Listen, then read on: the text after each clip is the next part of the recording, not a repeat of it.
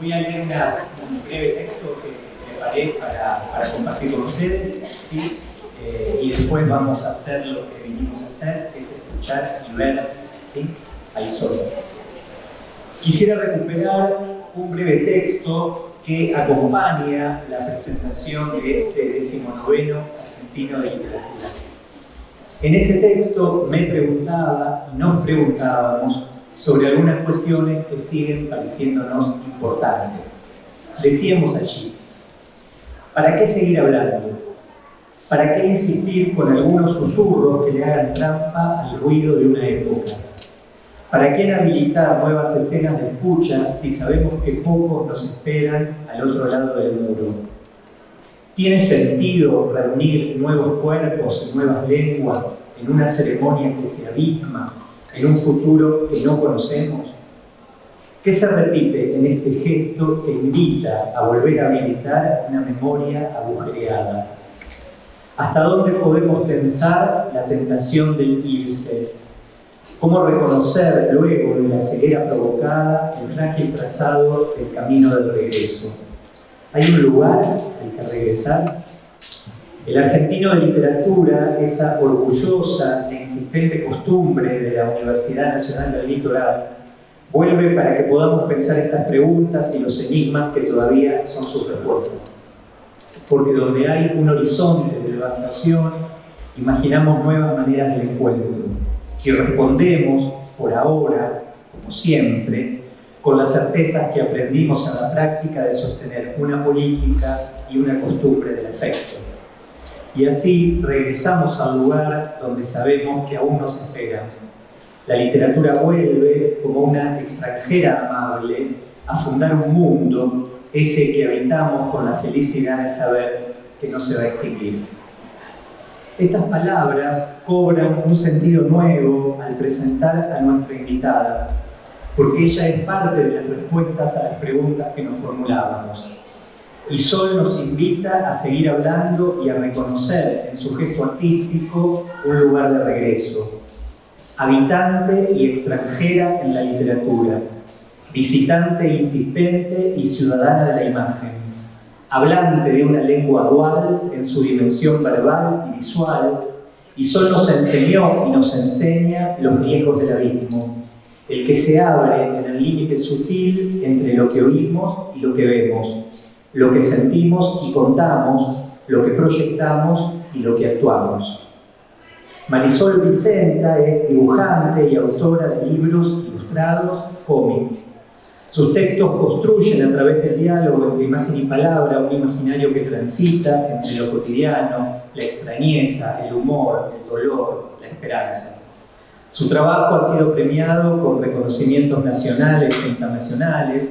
Solo voy a mencionar que en 2 oportunidades fue finalista del prestigioso premio Hans Christian Andersen. Sus libros forman parte de una imprescindible biblioteca para pensar la educación de las infancias, tales como La costura, Imposible, Abecedario a mano, Nocturno, La bella Griselda, Petita el monstruo, Secreto de familia, El globo, Vida de perro, Piñatas, Tener un patito es útil, Regalo sorpresa, Intercambio cultural, entre otros. Es cantante, es compositora y poeta. Su libro Yo no era nadie y estaba bien, editado por la editorial Neutrinos en el 2024, reúne su poesía escrita entre 1991 y 2024. Ha ilustrado además libros de Paul Auster, Julio Cortázar y Federico García Lorca, entre otros. En uno de sus textos que más disfruto, El globo, a Camila, su protagonista, le ocurre algo extraordinario. Su gritona mamá se convierte en un globo que su hija pasea y muestra para dar testimonio de su magia infantil. El cuento empieza así. Un día a Camila se le cumplió un deseo. Esa frase se dirige como una flecha al corazón de una época y de un modo de entender el futuro, ya que como aprendimos con la literatura y también con el psicoanálisis, el deseo viene y va, es intermitente, pero también arrastra una paradoja y una condena. Esa condena que sostiene que a veces, un día, el deseo se cumple. Y como termina diciendo la Camila del final del relato con su globo madre, y bueno, en la vida no se puede tener todo. Nosotros podemos apropiarnos de esa cita para convertir esa ironía en una verdad feliz. Estamos seguros de saber que no podemos tenerlo todo, pero aún así imaginar la alegría de escuchar y ver al sol volver a desplegar su oficio. Muchas gracias por estar hoy con nosotros y somos, como dije al principio, oídos y ojos para verte y escucharte.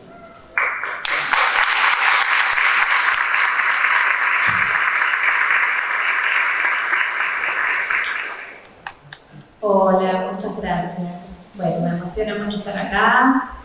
Siempre hay gente muy apasionada por la literatura, por el arte. Pasan cosas muy lindas acá. Y bueno, gracias, ¿no?, por tu texto. Bueno, yo voy a hablar de justamente lo que hago, que es la ilustración en un sentido de lenguaje, ¿no? Gracias por invitarme. Entonces, y además me parece muy lindo estar en el Argentino de Literatura, siendo que eso, que mi estilo narrativo se apoya mucho en las imágenes, ¿no? Por eso yo les puedo hablar de la manera en que yo dialogo con estas dos expresiones, los textos y los dibujos. Es un diálogo y también una reflexión que implica un montón de posibilidades, un montón de tela para recortar ahí, es como un gran collage en el que, bueno, yo disfruto mucho encontrar las cosas que encuentro. A la mayoría de nosotros nos gusta leer, supongo, y a todos nos gusta que nos cuenten historias. A los ilustradores nos gusta también y mucho narrar a través de imágenes, a veces sumándoles palabras. Yo les voy a mostrar algunas, a ver si funciona. A ver, bueno, bien, perfecto. Como ilustradora que soy, siento que los elementos que se pueden conjugar en un libro tienen posibilidades muy abiertas. En primer lugar, la relación entre una imagen y un cuento, un poema o tal vez solo una frase puede llevar a infinitos paisajes posibles. Ustedes pueden ver que esta imagen con otro texto quizás me daría otra impresión, ¿no? Y cómo esa tensión genera algo interesante, que quizás se le pusiera, no sé, mi amigo el zorrito, no. Entonces ahí hay algo que nos da un misterio, una pregunta. Entonces eso a mí me interesa un montón. Entonces cuando voy a empezar, pienso en encontrar algo de eso. ¿Cómo me preparo para esa excursión? A veces tengo un texto de otra persona o una primera idea. Tengo también referencias, artistas que amo y de los que aprendo con sus obras y me inspiran, eso es como una guía así estelar. Pero yo como artista de la ilustración, ¿cómo va a ser mi discurso, mi opinión al mostrar algo? Que siempre va a estar la opinión y el discurso, no existe lo otro, nada es así, no sé cómo decir, pasteurizado en realidad. También es importante pensar en cómo lo va a recibir otro. Ahí hay una diferencia con lo que se dice en las artes plásticas, digamos, porque el ilustrador es un comunicador. En general queremos contar algo, narrar algo. No es tan, digamos, críptico como a veces puede ser un cuadro o una obra, una escultura. Pronto, como que, bueno, ahí está, arréglensela. A mí me gusta contar historias, o me gusta opinar sobre, de pronto, un texto, o llevar al lector hacia otro lugar. A la vez, en ese intento de comunicación, ni siquiera puedo predecir cómo va a ser leído. O sea, trato de, en general, pienso que el lector va a tener las herramientas que yo tengo, pero bueno, Ni siquiera puedo predecir a veces que voy a ir encontrando yo en esa travesía de estar relacionándome con ese texto. Y parte de lo que me fascina de este trabajo es esa parte, el comienzo ese de estar pescando, que a veces es medio accidentado, a veces es epifánico, cuando estoy buscando esas imágenes y los textos para un proyecto. Ese momento, que yo le llamo el momento de no saber, se convierte en un presente muy vital. Hay que saber jugar como ese juego creativo, estar abierto a lo que vaya saliendo, siempre juzgar nada de lo que salga. Y tirando posibilidades con un alma así medio infantil, que toma ese riesgo con medio impune, hay que ser un poco impune. Quizás por eso yo tengo esa empatía con la mirada de la niñez, porque me es muy placentero y fácil ponerme en esa postura de curiosidad, de aprendiz. Es una ignorancia gozosa del que sabe que todavía puede conocer muchas cosas y que no tiene miedo a no saber aún. En este momento de tanta certeza, de tanta superioridad moral, permitirnos no saber nos da una libertad que es fascinante, la que añoramos al pensar en nuestra infancia al ser grandes, porque parece que de grande nos da vergüenza no tener una opinión formada acerca de todo, o preguntar genuinamente sin que parezca que estamos en desventaja. Pero qué ganancia trae esa actitud de poder no saber por un rato, porque al soltar ese supuesto saber del adulto, permitimos las preguntas, que son las grandes llaves de la poesía y el conocimiento. Nos permite fantasear y jugar a cómo sería si las cosas fueran de otra forma, si existieran los marcianos y todo lo que es... voy a hacer una digresión. El otro día vi que Edgar Allan Poe, cuando empezó a escribir, estaba en ese momento mal visto escribir ficción. Era como un problema mental. Como decían, y bueno, sí, de cosas que no existen. Bueno, debe tener, como que no servía para nada. Fantástico, me pareció fantástico. Bueno, o sea, el tipo jugaba y además a través de eso salían un montón de cosas. Bueno, porque una mirada como en un talante juguetón da movimiento y libertad. Y el juego, si es sincero, sucede. Y yo, esos momentos, siento que yo misma soy parte de un juego que se transforma conmigo, el mundo, en esa búsqueda, de pronto a veces empieza a aparecer eso que es el discurso personal y una estrategia para jugar. En cada libro hay como una estrategia diferente. El arte de cada uno es la estrategia. Y los sentidos se empiezan como a agudizar, a concentrar en una escucha más sutil. Y uno sigue haciendo y viendo qué pasa. A veces no es un libro, a veces es un tema.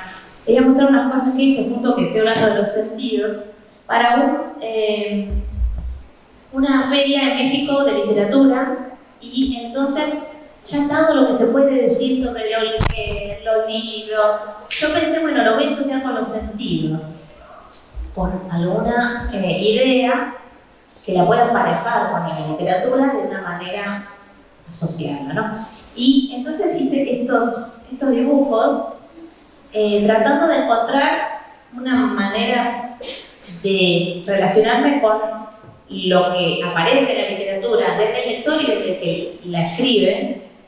También ahí se evocaba la ciencia ficción, también la partitura, o sea, la música escrita, ¿no? Entonces, acá es eso, encontrar qué voy a decir o qué voy a hacer, qué voy a inventar en relación a esto, ¿no?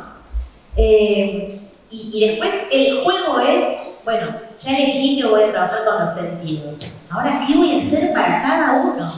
Porque tiene que ser algo que también el que lo lea pueda encontrarle una vuelta. Y bueno, esos son desafíos muy interesantes. Son como un Pictionary de nivel alto. Y bueno, así es como empezar a investigar un poco cada vez, en cada proyecto. Y además muchas veces trae una técnica aparejada al proyecto que queda bien con lo que uno quiere evocar, ¿no? Pero bueno, a la vez como son estos dibujos podrían ser tantos otros, ¿no? Por ejemplo este, es uno que no usé. O este que tampoco lo usé. Y así todo el tiempo probar y con la misma pequeña ideita quizás pueden salir un tirón de cosas. A mí me gusta mucho eso del desafío de relacionarme con textos que tienen algún tipo de tensión o preguntas y tener lugar abierto a una relación con la imagen, sin buscar algo simbólico o una metáfora cerrada, digamos. Esto no tiene lo que quiere decir, bueno, la idea es que sea bastante abierta la metáfora, eso es lo ideal. A veces queda mejor y a veces no tanto. Pero bueno, cuando escucho a veces el texto que tengo que hacer, justamente tengo que ser muy buena lectora, o por lo menos una que pueda. Los ilustradores tenemos que ser buenos lectores para poder por lo menos encontrar las llaves que tiene cada texto y poder no aplanarlo, sino más bien ampliarlo o dialogar de una forma que no sea redundante, ¿no? Yo trato de conectar con lo que me sucede a mí personalmente con ese texto y buscando esos encuentros fortuitos de asociaciones que provoquen cierto interés en la relación entre las dos cosas. Les voy a mostrar unos trabajos que no los conoce nadie. Los hice para la revista de teatro española, una revista que se llama Dramática, que es para adultos la revista, pero en ese tocaban el tema del teatro para infancias. Como mi marido es escritor y director de teatro, él me dio algunas frases de obras muy famosas, la mayoría yo no le leí, ¿no? Y yo dibujé lo que me pareció, con esto de el no saber me va a dar alas. Él escribió un texto muy interesante acerca de este experimento, que puede iluminar algo de ese poderoso no saber que es tan útil para la creación. Les voy a leer el texto que les voy a mostrar un poco primero los dibujos. Este es un texto de una obra que se llama Hamlet Machine.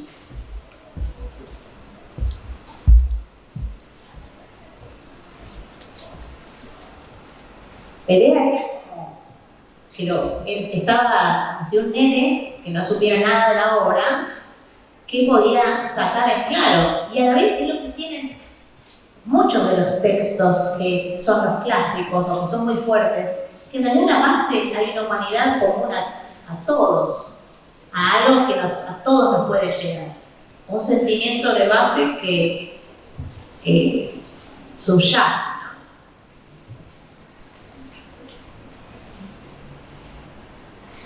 Esto es de la gaviota. Les voy a leer lo que escribió Aparte.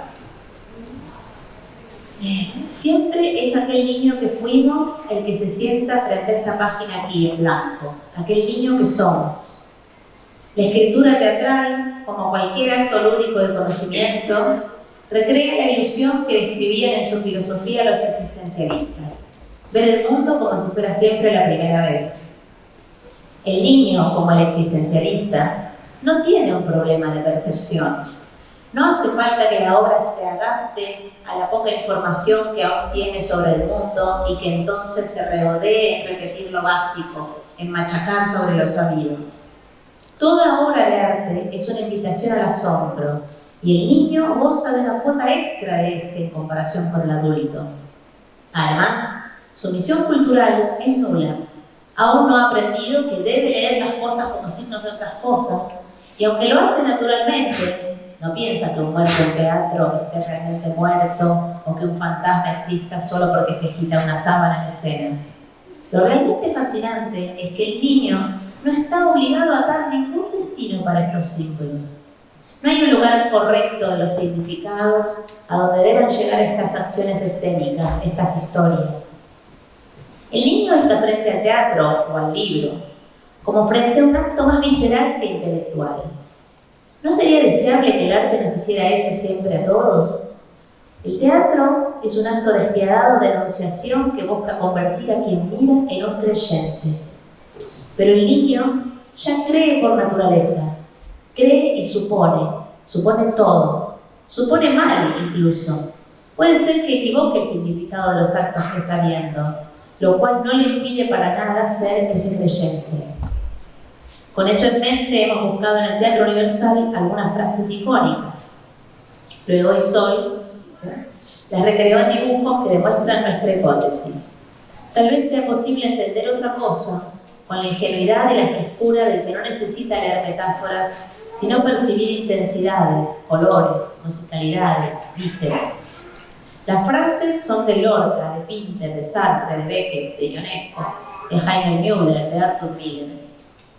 Son esos núcleos verbales que despiertan en mí, porque él se llama Burgo, una ilusión infantil. Son el nombre de la llave con la cual he encerrado en el pecho una emoción indescriptible, un anagrama de lo divino, un misterio que no requiere explicación.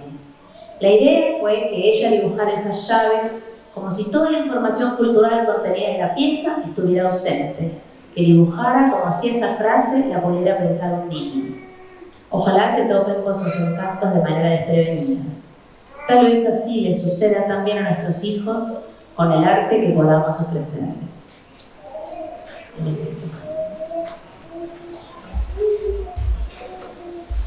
Entonces las brujas le salen. O era de las brujas de salen.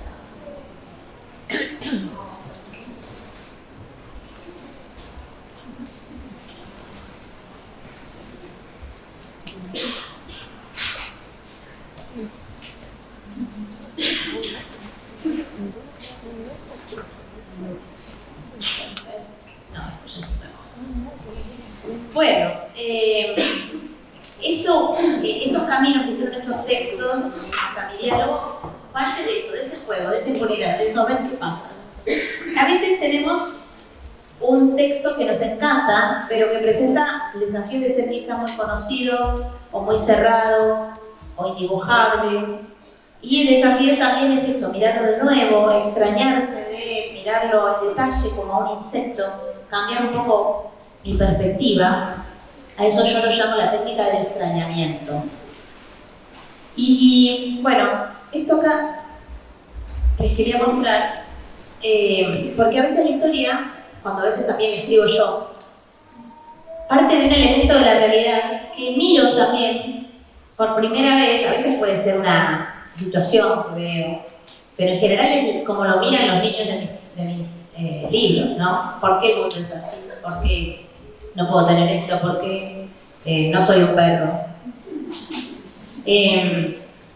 Pero entonces a veces hay un elemento, lo miro por primera vez, medio lo desconozco y me muestra toda otra posibilidad. O sea, me voy de lo que ya me parece que sé y de pronto aparecen otras cosas.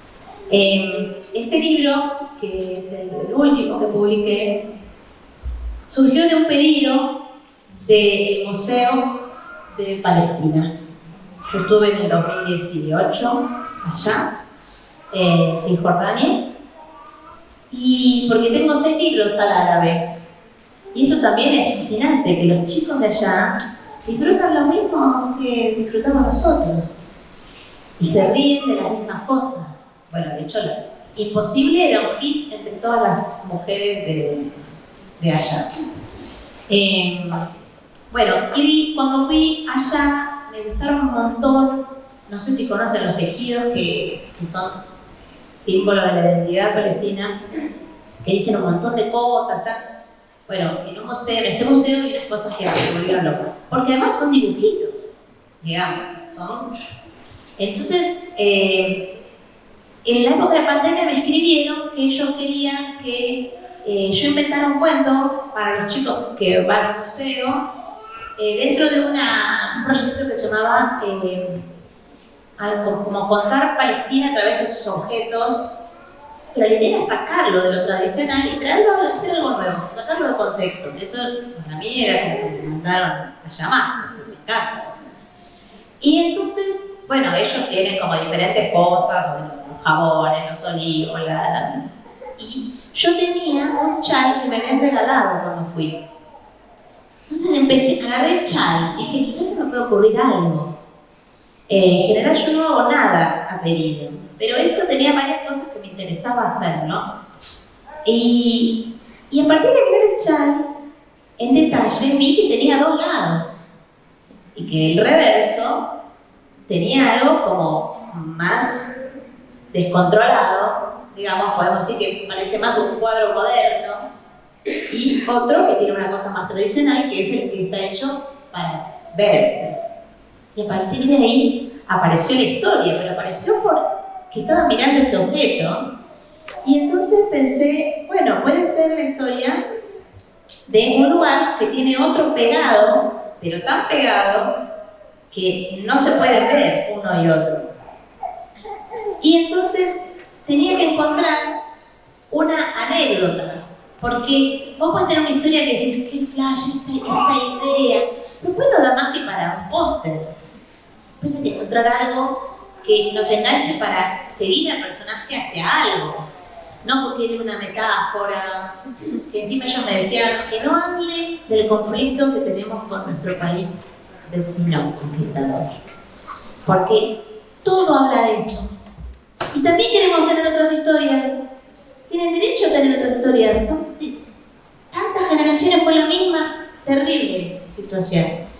Entonces, bueno, hice esto y se me ocurrió que la historia podía tener que ver con ese mundo, que es como una tela, pero que tiene agujeros, como ya es la convención, es que es un mundo que ahora les voy a mostrar. Pero la historia es que esta nena pierde las cosas, que es algo que a mí me pasaba de chiquita mucho, ahora me pasa menos, lo tengo controlado, pero de pronto es una cosa muy cotidiana. Entonces a mí me gusta mucho trabajar con algo muy cotidiano que de pronto se va quizá a otro lado, ¿no? Entonces esta nena, la madre le reclama que pierde las cosas. Y ella le dice que no es su culpa y empieza a contar de su pueblo, que esto, yo, cuando lo empecé a mirar, yo veía todo esto, yo veía los árboles frutales, las casitas triangulares. Los de Palestina no veían nada, veían la flor tradicional, veían, porque ya están acostumbrados a verlo así. No, después le dijeron, ay sí, entonces tuve que ponerlo para que lo empezaran a ver. Y fue buenísimo. Entonces, bueno, esto está todo en su lugar, pero del otro lado se dice que hay otro sitio que se llama el lado de atrás y que nadie puede verlo, solamente en sueños. Entonces ella dice que sueña mucho con ese lado, con un lince de 5 patas que dicen que vive ahí o que tal vez no, quizás hace otra cosa. Entonces yo empecé a ver en eso animales y ponía algunos hilitos y veía esto, pero después podía ver esto.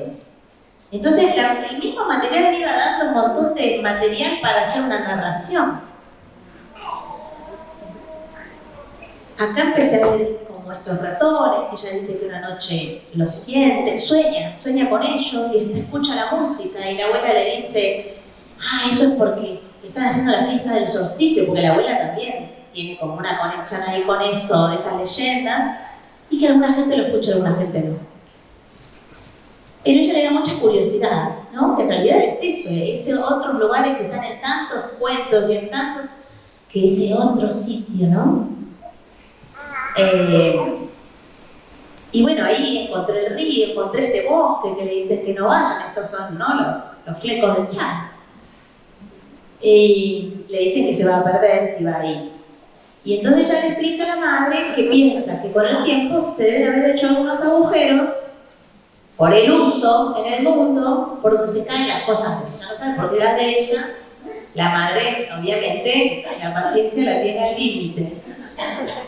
Pero bueno, le dice esto vuela, le inventa esas historias como bueno. Entonces la nena dice, no, pero yo voy a encontrar ese agujero y lo voy a remendar. Entonces se va, porque también le da un poco de pena a la mamá que se preocupa tanto, y también me gusta que ella tenga como ese plan de que lo va a solucionar, ¿no? Entonces todas estas otras cosas me las mandaron ellos, eran fotos de otros vestidos. Y bueno, así con esa convención que surgió de esto, todo el cuento se va desarrollando con esta búsqueda de ella de los agujeros hasta que los encuentra, ¿no? Y entonces trata de mirar para el otro lado, pero obviamente como está tan pegada, si fuera como el Channel, no lo vería, en una dimensión en la que cuesta mirar, a menos que se diera vuelta mucho, pero no lo hace. Y ahí empieza a reventar.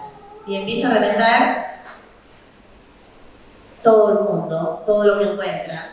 Y se pone muy contenta porque es una idea que le parece súper. Ahí ven unos chicos que se les cae la pelota, lo remienda y así. Pero bueno, acá, esperen, se me fue todo para otro, se me fue, esperen. No miren. Bueno, no, que quizás no está todo, como que se fue todo para otro lado.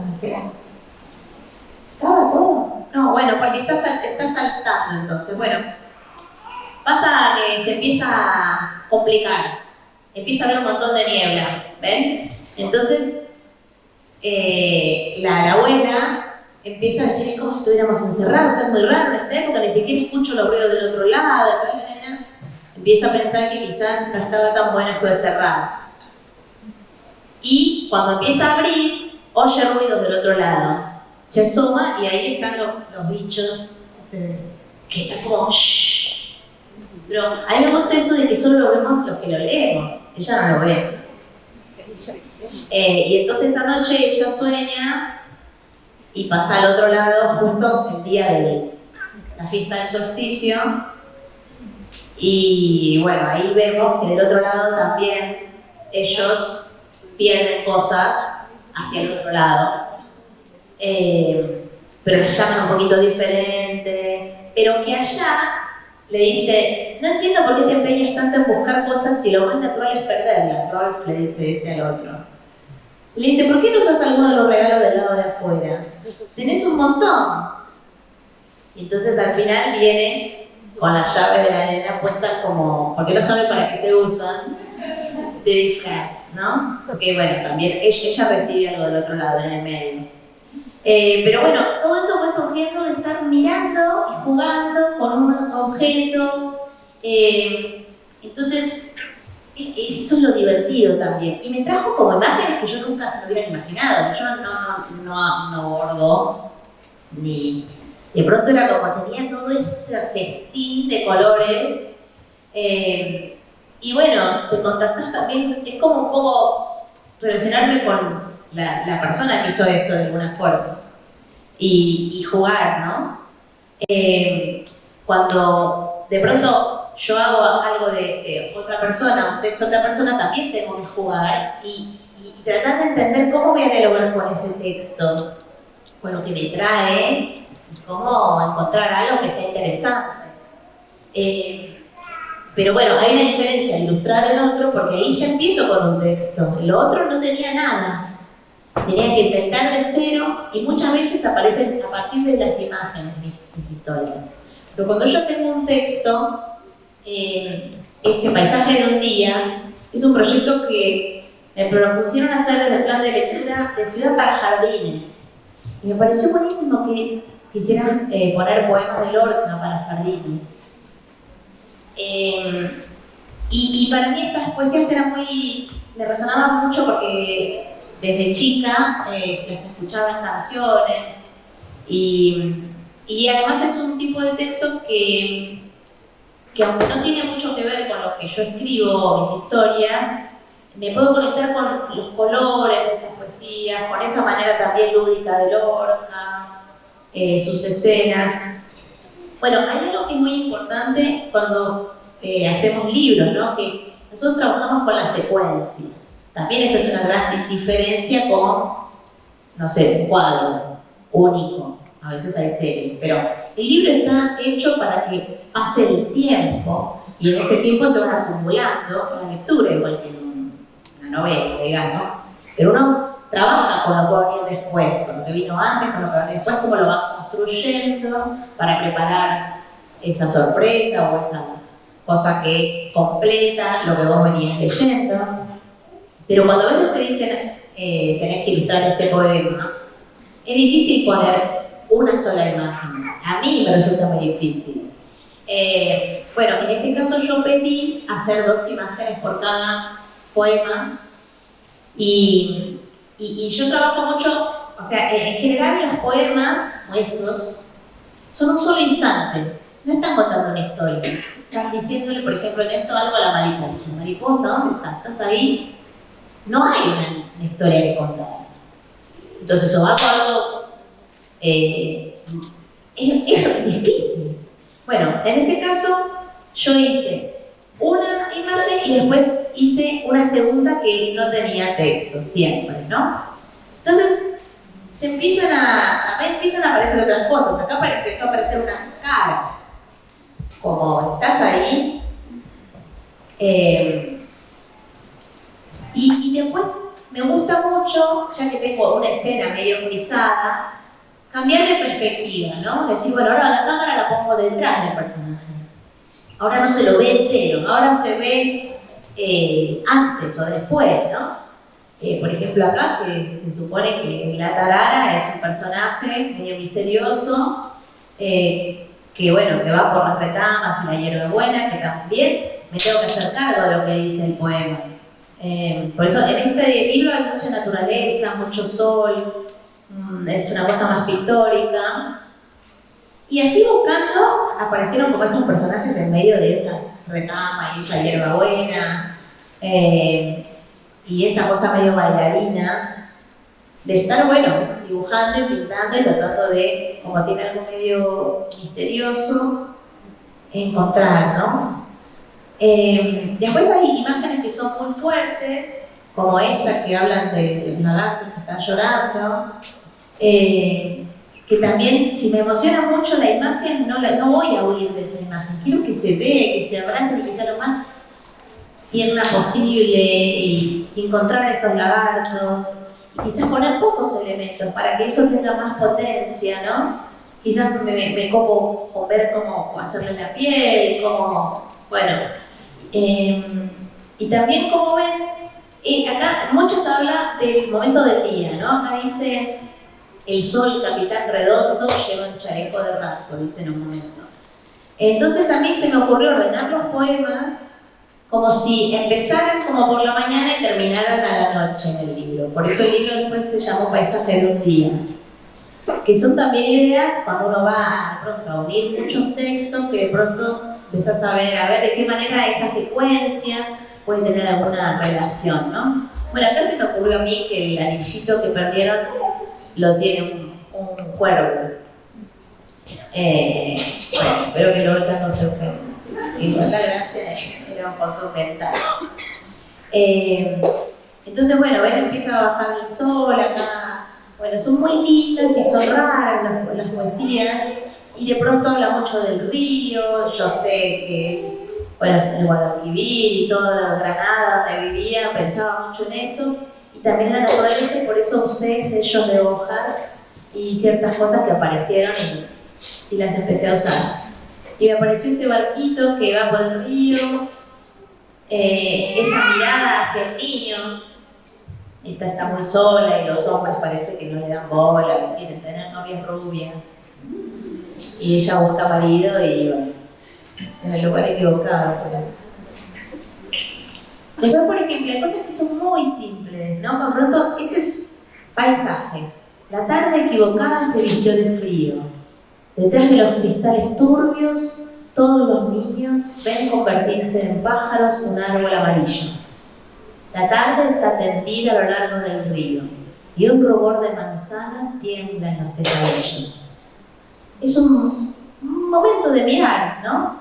Pero bueno, entonces yo puedo ponerme detrás de los cristales. Tengo un montón de cosas que podrían ser acá. Ustedes piensen, le dan esto. Todos van a pasar dibujos distintos. Se van a poner cada uno en un lugar, adentro de la casa, fuera de la casa, lejos, el paisaje, de arriba. Bueno, yo pensé en ponerme primero adentro, esa cosa de estar calentito adentro y mirando cómo todo lo demás vuela. Y después ponerme de afuera, ahí el nene quedó adentro, y poner en primer plano eso que parecen pájaros y que son las hojas, ¿no? Y también el tema de la secuencia, como ven, funciona una con otra. O sea, estos dibujos sueltos no tienen tanta fuerza como uno al lado del otro. En este que dice, me han traído una caracola. Dentro le canta un mar de mapas. Mi corazón se llena de agua con pececillos de sombra y plata. Me han traído una caracola. Entonces hice este y después este. Entonces está el nene en la misma posición, pero con los ojos cerrados y abiertos. Y entonces eso es algo que a mí me gusta mucho, ¿ven? De jugar con eso, con esa secuencia. Es una cosa que también me gusta. Bueno, yo también estudié cine y cosas historietas, me interesa mucho eso, ¿no? De cómo construir una cosa con la otra. Y por último, les muestro otro juego que jugué, que fue el diálogo con los cuentos de Cortázar. Para este libro, que no está pensado para niños, para adolescentes tal vez. Yo lo leí cuando era chica, todos los cuentos de Cortázar, pero adolescente, digamos. Ahora me parecieron mucho más oscuros que cuando lo leí adolescente. Y esto es una selección con muchas historias con animales e insectos. Y me pasó lo mismo, yo le dije, pero los cuentos de Cortázar tienen tanto de lo que no se ve, ¿no? Tienen tanto que uno percibe, pero que no sabe si está pasando de verdad o no. Tiene mucho de extrañamiento Cortázar. Entonces también les propuse, vamos a hacer un dibujo para antes de leer el cuento y otro para el lector que ya lo leyó al final, que es otro, ¿no? Entonces les voy a mostrar algunos. Solo otro que es... Y entonces al principio vemos después leemos todo el cuento en el que al final termina del otro lado de la pecera. Está en la misma posición el ajolote, ¿ven? Pero con el reflejo que no se sabe si está dentro o está afuera. Discurso del oso, que es el único cuento de Cortázar hizo para chicos. Bueno, que habla del oso va por las cañerías. Yo siempre pensé que no se tiene que ver nunca el oso, porque la gracia es que el oso no entra en una cañería. Esa es la gracia. Por eso cuando lo vi ilustrado, una vez dije, ¿por qué? Me enojé muchísimo. Eso les quiero decir. Bueno, entonces, yo no lo dibujé al oso. Está medio por ahí para el que lo quiera ver.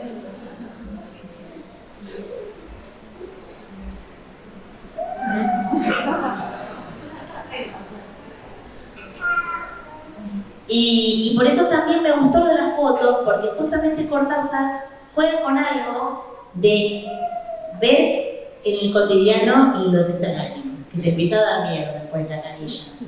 Y se lee el cuento de él. Y que es, no sé si se acuerdan de este texto, que es una carta.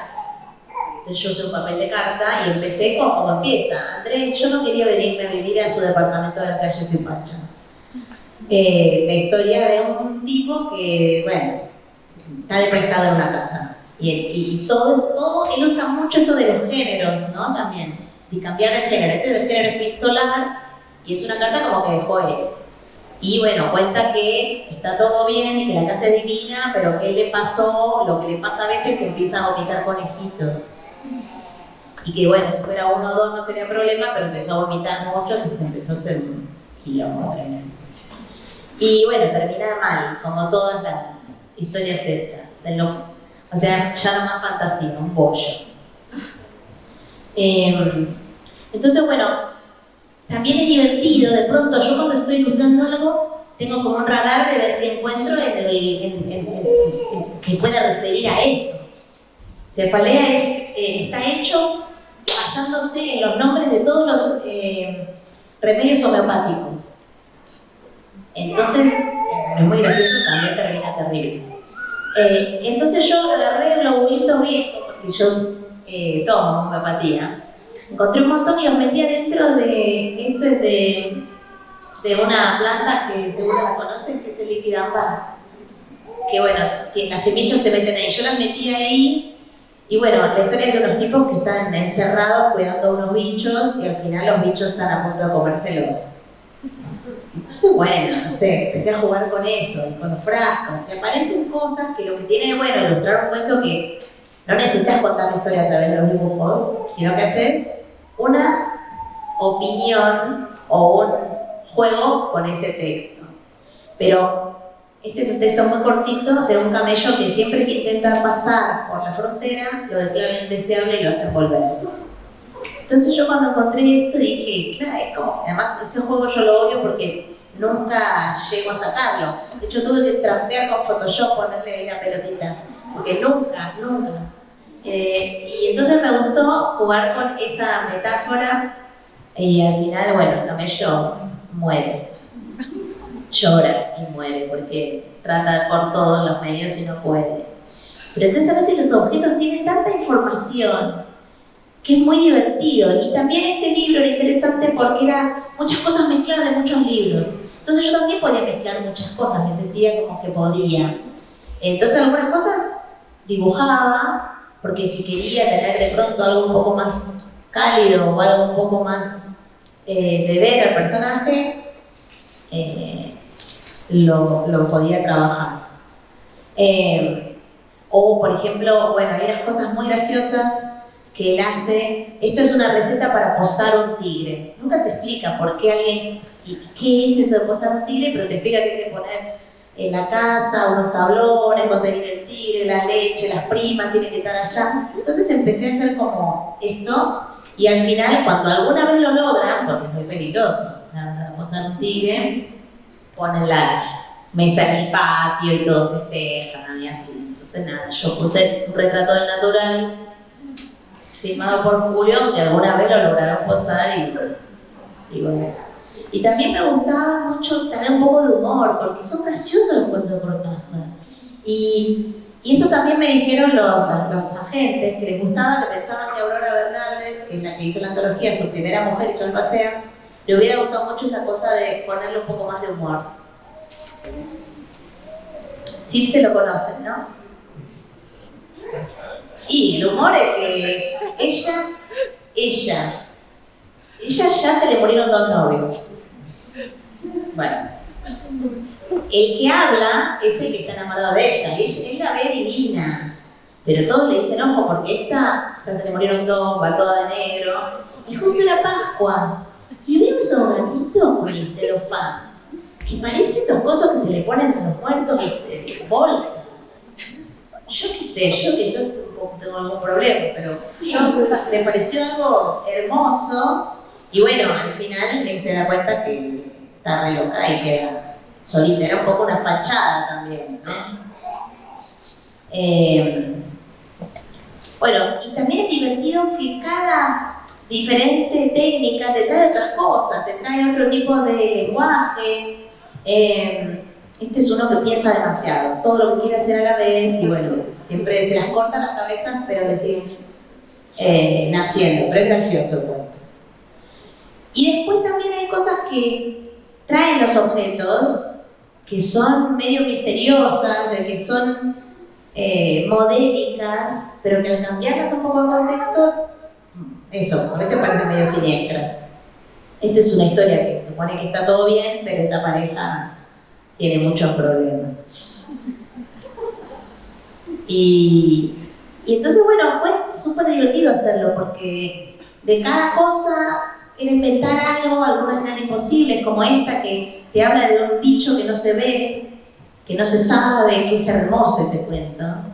Entonces yo, bueno, no lo mostré mucho, igual se supone que es un oso, y que al final hay unas abejitas por ahí. Pero bueno, lo lindo también de hacer tantos era que iban buscando cosas y mezclando cosas y encontré muchas cosas.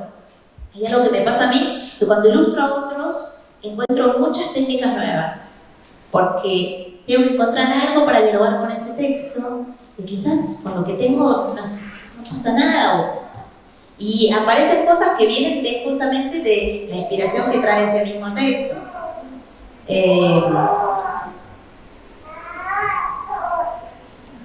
Son muy variadas porque los cuentos son muy variados, algunos muy difíciles, pero se los recomiendo mucho este libro. Este es uno que está muy celoso del gato de la novia. Piensa que ellos son una entidad que él nunca va a quebrar, que sabe más del gato de su novia que él. Y bueno, sufre mucho. Después esto es una fantasía medio paranoica de que las hormigas van a terminar, no sé, destrozando Roma, que están por todos los ríos subterráneos y que están queriendo llegar al corazón de Roma. Entonces, bueno, con mi mapa trabajé cómo haces una ciudad. O sea, yo también trato de encontrarle la vuelta dentro de mi estilo. O sea, quizá otros se ocupan en dibujar todo de Roma, no mi caso.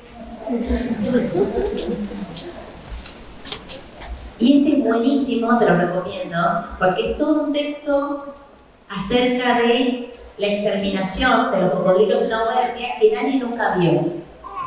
Y entonces el tipo que escribe dice que nadie lo vio porque todos hacen lo que no lo vieron, pero en realidad hasta los nenes mienten. Una cosa, bueno, hay gente así, ¿no? Muchas veces.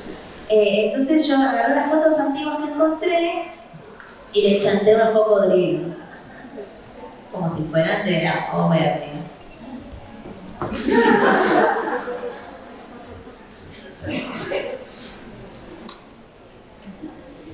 Y bueno, después algunas muy oscuras, muy tremendo, como medio que hablan un poco de la época de la dictadura. Hay cosas realmente que yo no conocía tanto, que están buenísimas, pero son muy oscuras realmente. Y después, otras muy graciosas, ¿no? Como lo que hace un cronopio cuando se encuentra una tortuga, que la tortuga admira mucho la velocidad. Acá usé el de Crasset, como no sabía mucho qué hacer más que lo que decía el cuento, traté de enrarecerlo con alguna cosa gráfica. Y le dibujo una golondrina, los cronopios me dibujan una golondrina en el caparazón, para que se sientan contentas. Y el último habla de muchos animales fantásticos, y como siempre son cosas que está bueno a veces que no se vean del todo, no terminarlas, a mí me gusta eso. Y de hecho son animales de palabra, porque no existen más que la fantasía y de la escritura. Así que bueno, este era el último, y ahí tenemos a don Julio entre los fantasmas, sí, los animales. Pero bueno, cada proyecto ves que salen cosas muy diferentes a veces, con diferentes elementos, y es una oportunidad para eso, para mí, ¿no? Pero bueno, como ven esto que el lenguaje va apareciendo en relación también a la historia, al cuento, al momento y a lo que encontrás, y a donde te guía otra persona, pero por eso los ilustradores somos autores, porque este libro otra persona hace otra cosa, cada uno tiene su opinión, su mirada, su diferente mirada del mundo, sus diferentes herramientas, igual que tiene un escritor. Así que bueno, por eso les quería mostrar algunas cosas no tan conocidas, para también abrir eso de bueno, que se puede hacer tantas cosas diferentes con esto, y tan divertidas, ¿no? Bueno, me gusta que les divierta también. No sé, Fernando, vos querés decir algo. Yo hablé mucho.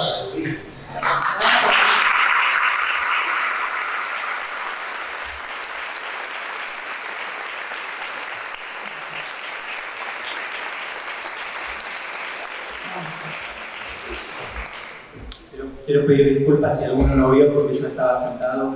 La verdad que me di cuenta tarde, lo pido, de verdad pido disculpas, pero por eso después intenté correr de dónde estaba. Bueno, la idea es que podamos tener un diálogo, si hay alguna pregunta. Yo tengo por ahí alguna curiosidad de alguna de las cosas que fuiste diciendo. De estas traducciones de tus libros al habla, me dijiste que ¿cuántos tenés traducidos? 6 libros. ¿Recordás cuáles son? Pues me dijiste que cosas imposible. Que pasan, imposible, numeraria, es contexto de Jorge Luján. Bueno, la postura, tener un patito. Bueno, no me acuerdo, pero algún par más. Sí. Porque me quedaba pensando en esto que vos decías del ilustrador como un narrador, como un comunicador, pero también pensaba en la potencia que los textos tienen en tanto literatura, ¿no?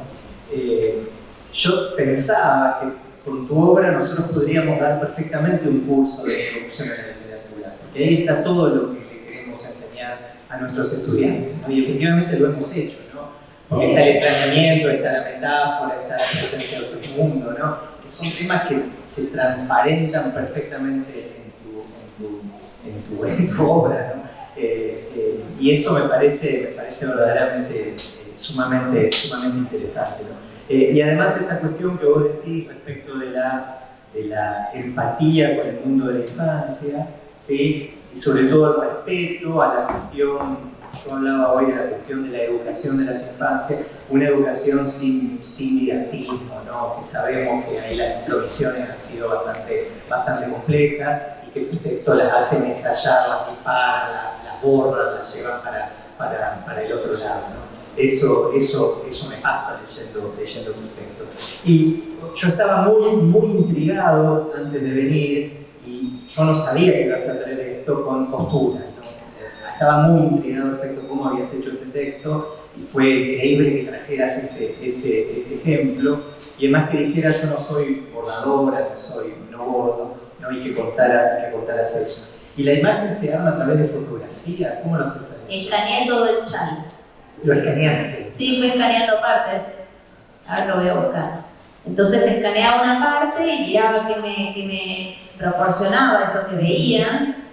Y así fui encontrando las imágenes, ¿no? Como... o sea, estaba del otro lado y veía, entonces yo veía un poquito y después le agregaba un par de líneas y terminaba de construir, pero algunas series no se me hubieran ocurrido nunca, digamos. Eso es parte de la gracia, ¿no? De buscar, cuando uno busca en un mármol. Yo cuando voy al baño, que mi piso tiene cemento alisado, veo un montón de cosas. Siempre veo ahí un tigre, siempre veo en las nubes o en la mancha dorada.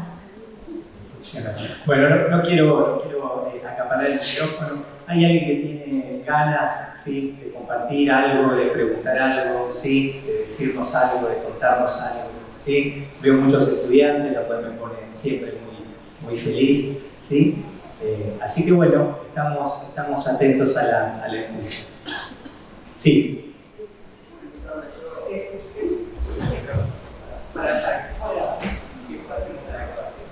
Bueno, no, te quería preguntar, a mí me pasa, porque a mí me encanta dibujar, bien, y a mí me pasa, no sé si te pregunto cuando tenés alguna idea para desarrollar algún libro, por ejemplo, no sé, si me estaba pensando recién, hablar sobre, qué sé yo,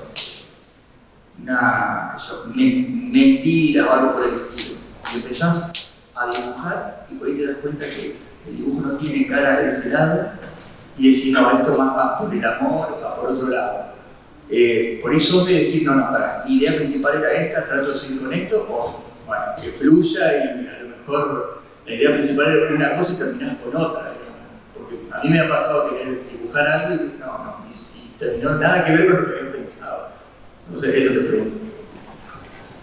Bueno, en realidad, yo no pienso específicamente en nada cuando voy a empezar a hacer un libro.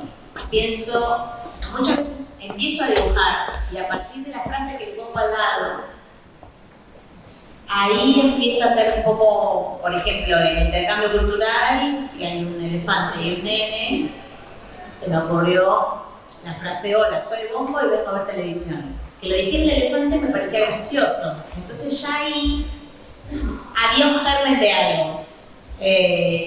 Entonces, eso hace que después veo si tirando de ese hilo va a funcionar. En Petit, por ejemplo, la situación que se me había ocurrido era un nene que quería un libro que le dijera exactamente qué era lo bueno y qué era lo malo. Y a mí se me ocurrió una época en que además estaban muy de moda muchos libros de autoayuda. Toda la gente estaba buscando ese libro. Uno que le dijera lo que tenía que hacer.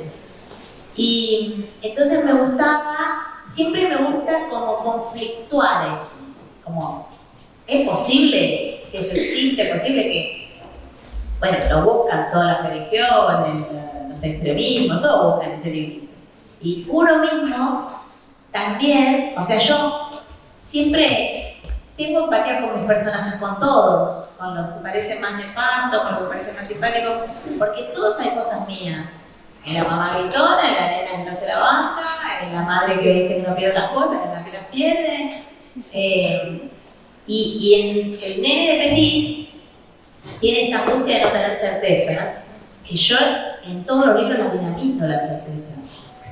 Y digo, y a veces admiro a esa gente que parece, ay, que digo, ¿cómo sabes? Pero ¿cómo estás tan seguro?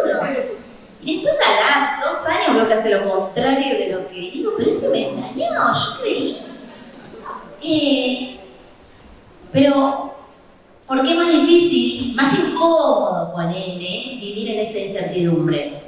Pero a la vez es la manera de aprender. Porque si yo siento esto que decía, que sé todo en un momento, se me anquilosa el cerebro. No pienso más. Quizás me siento mucho más seguro, pero quizás le doy poder a eso que estructura demasiado el mundo y ya no me muevo más. Y ya me quedé. A mí me gusta mucho esto de cambiar de perspectiva, ¿no? Como en Tener un patito es útil, la misma situación se ve de 2 lados.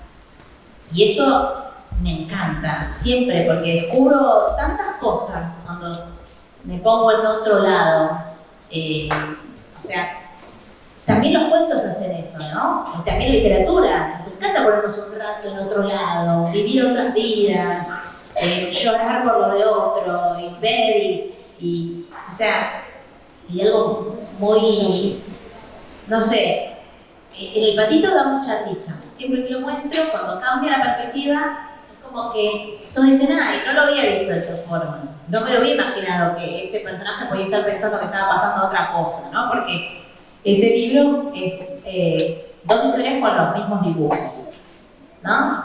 Entonces, bueno, por eso muchas veces lo que trato es de más bien ir jugando un poco y no pensar tanto de qué va a hablar el libro, pero bueno, a veces, por ejemplo, en el Secreto de Familia yo tenía ganas de que una nena tuviera vergüenza de su familia, que era mi caso en la infancia, porque mis padres eran los hippies tremendos y eran muy jóvenes y yo decía, pero quiero el catecismo, quiero que la inviten a las reuniones de Tupper. Nunca la invitaban a la reunión.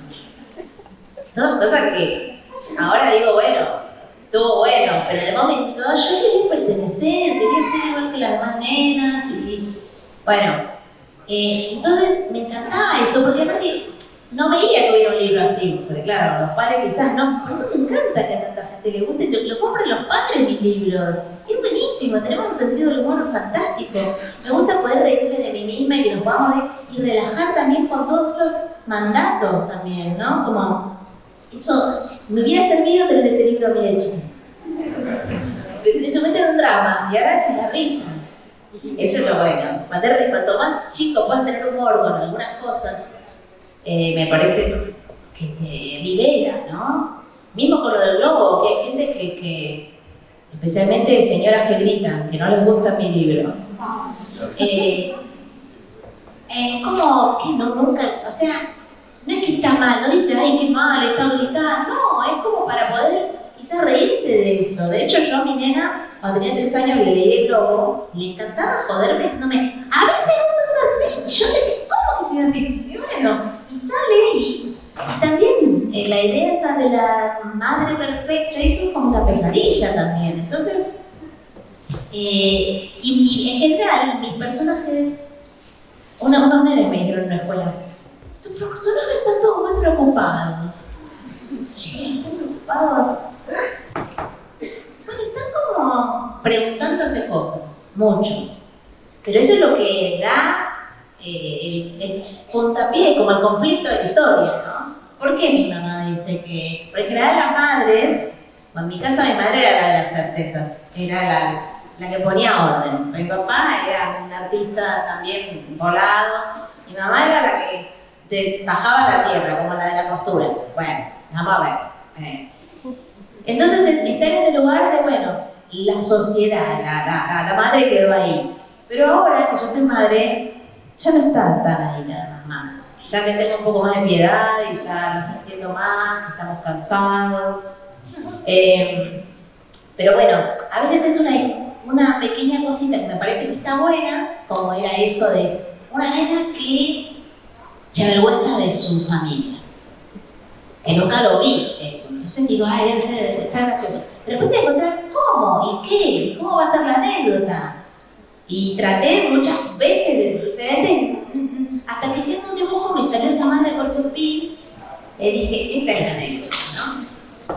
Entonces, yo digo que hay que tirar cosas, porque quizás no se te ocurre de primera una madre por Corpus, porque, y además eso, no voy a contar la historia de mi papá hippie, que no sé, o sea, ya después fue, eso es una gracia, pero después encontrar algo mejor, o más loco, más divertido, más... Y también la manera de contarlo, porque no es solo la anécdota. Ese cuento, ella empieza diciendo, tengo un secreto, mi madre es un Corpus Pi. Y vos ves una mamá normal, eso es lo mejor. Porque entonces decís, pero ¿qué habla esta nena? Y a veces tengo discusiones con los editores por esas cosas, porque, por ejemplo, en ese me decían que ya al principio tenía que aparecer así. No, la verdad es ocultarlo un ratitín, crear ese suspenso. O sea, el libro no es solo su argumento, sino también justamente la secuencia, cómo lo va mostrando y no sé qué. Y después, la cabeza, o sea, vos querés hacer ese libro de mentiras, ponele, hay que ver primero por qué lo querés hacer. Después hay que encontrar una anécdota, después hay que empezar a contar el detalle. Porque los libros de ideas, a veces dicen, no, este libro vale porque habla de la muerte. Uno dice, el libro es un perno aburrido y los pibes dicen, y bueno, no, que en realidad esto habla. Yo, me pasa con mis nenes, que hay libros que les muestro y como que si no toca algo como un poco más cotidiano, pero bueno, de la muerte, pero ¿cómo? Específico, ¿qué? El hámster, no sé, o no sé, hay algo que a mí me sirve mucho que es la anécdota más cercana. Y después meterle toda la locura, pero que siga habiendo, que quiero ver, ¿la encontró las cosas que perdió? ¿No las encontró? ¿Qué hay? En cambio, si me quedo ahí un mundo de un lado, del otro, y yo metáfora sobre eso. Entonces, bueno, quizás encontrar la anécdota. Me fui por las ramas.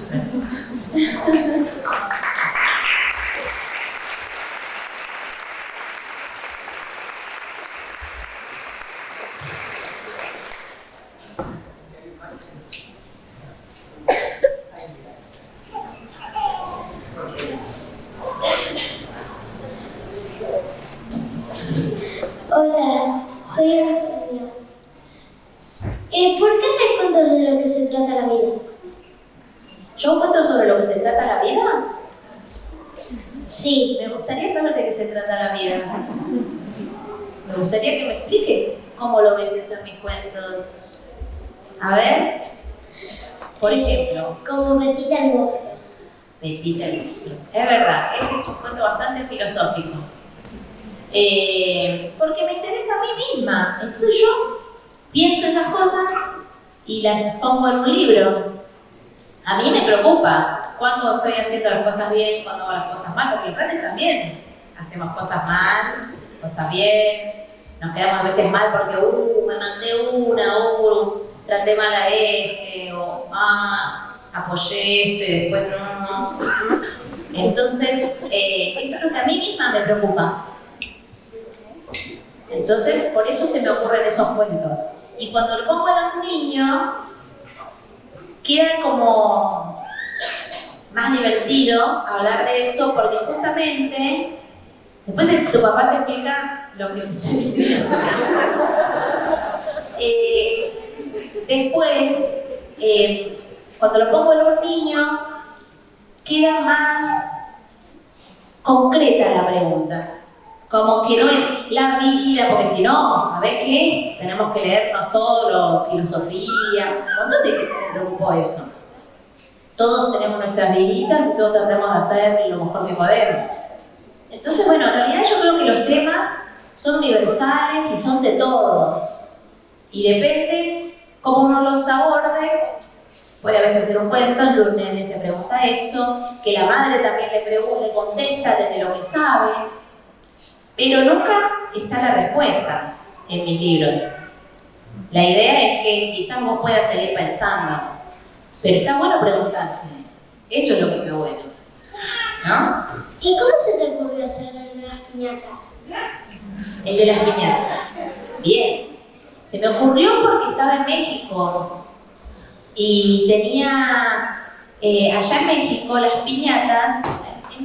piñatas son muy importantes. Y hay mercados donde en el techo tienen colgadas todas piñatas, todas piñatas, y las hacen a mano. Y es una costumbre muy antigua, que viene en realidad de la época de los aztecas. Y también viene porque los aztecas cada una cantidad de años rompían todo.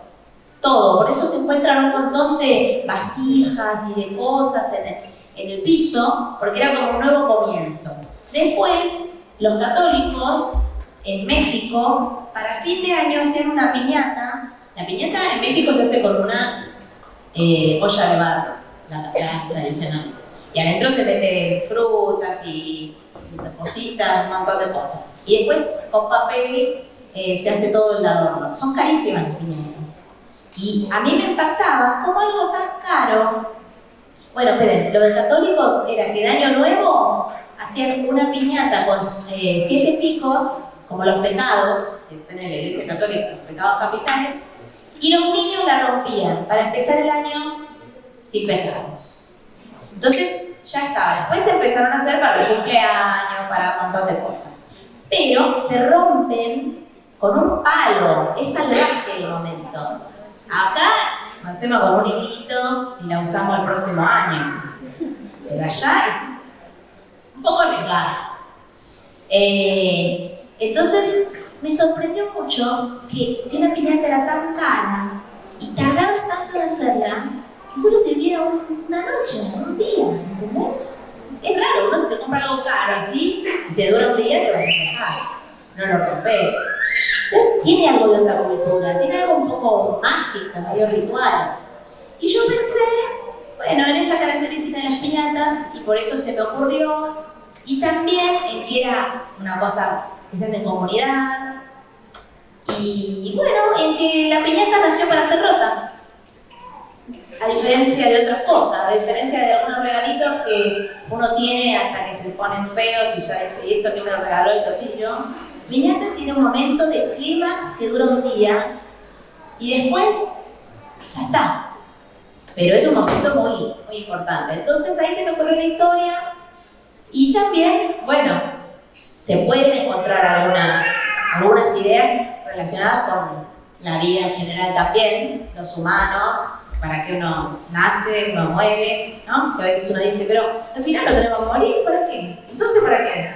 Y bueno, tenemos quizás que hacer cosas, y las piñatas también. Y así. De nada. Gracias a vos.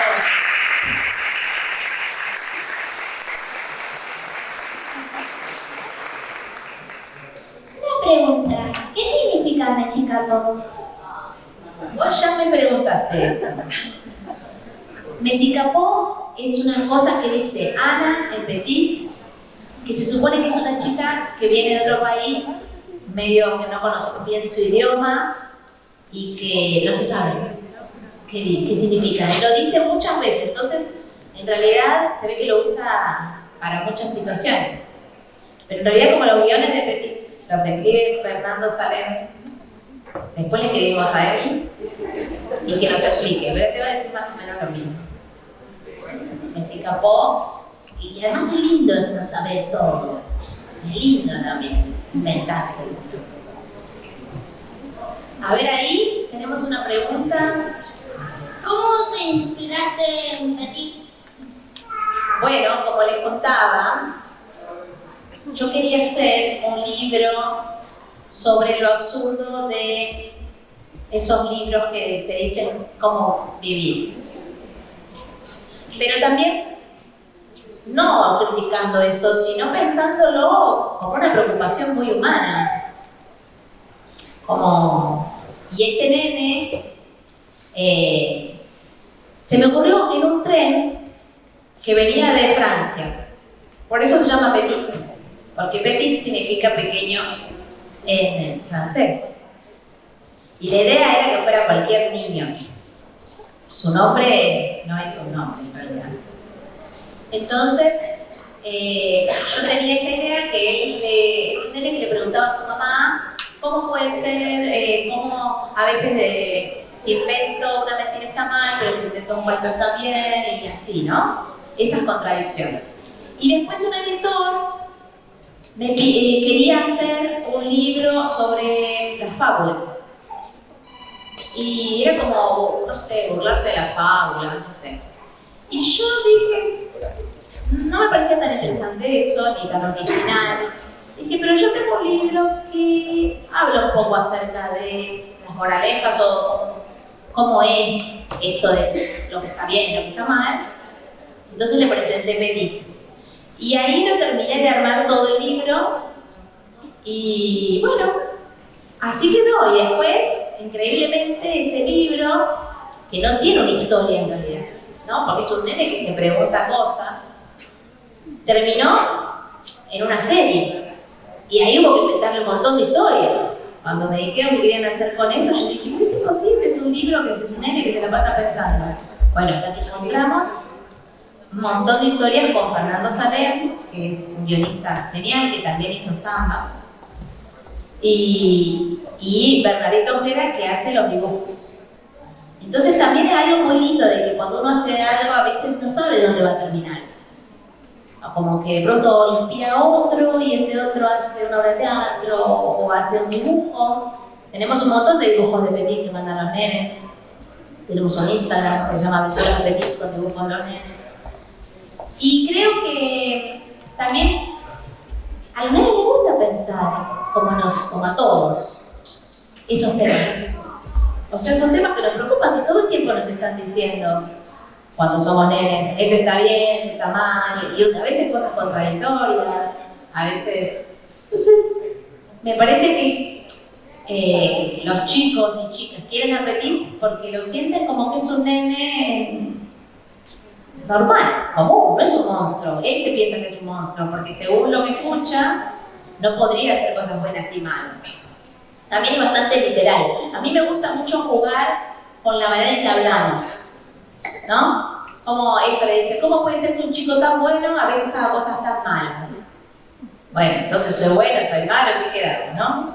Y por ejemplo, en La Bella Griseta, que es otro libro que hice, juego con una frase que se dice mucho, que es, todos pierden la cabeza por ella, por ejemplo.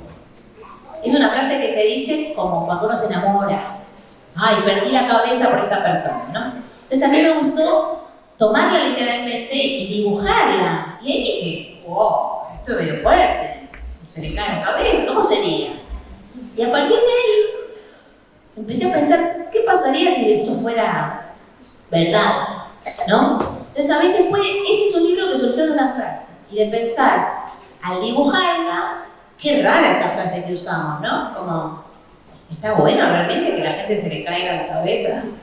Y a la vez es gracioso. O sea, yo siempre, lo que me parece ridículo, a veces son cosas medio que alguna gente dice esto es como muy negro, es un humor negro, pero a mí me parece que es gracioso porque nos reímos un poco de cosas que a veces nos da miedo también. Y empezamos a verlas sin tanto peso y también podemos justamente huir de estar atrapados en ideas o en situaciones que no las podemos pensar de otra forma que teniéndole susto. Bueno, me parece que está bueno si podemos tener algún criterio más personal o también decirlas, por lo menos. Entonces, bueno, puede ser que están un poco preocupados algunos de mis personajes, Petit está preocupado un poco, pero bueno, también tiene su opinión, ¿no? Porque después cuando su mamá lo castiga, él dice, mamá también es un poco monstrual. Entonces, bueno, uno no tiene por qué estar de acuerdo ni con Petit, ni con su mamá. Uno lee el libro y ve qué pasa. Así que bueno, Petit se me ocurrió, a partir de la gracia que me daba el nene que intentaba encontrar y pelearle un poco a su mamá los conceptos de bien y mal. Que bueno, yo me identifico también con Petit. No hago las mismas cosas, pero bueno, no me siento ajena a esas preocupaciones. Bueno, muchas gracias Sol por esta charla, por esta fiesta. Gracias a todos ustedes por haber venido, gracias a los chicos y las chicas que hicieron esas preguntas tan interesantes. Y un aviso parroquial para aquel que le interese, puede pasar por el stand de la universidad, que Sol va a estar firmando algunos de sus libros para aquellos que trajeron, para aquellos que lo tienen. ¿Sí? Así que muchísimas gracias, ¿sí? Y Muchas gracias. que siga la fiesta.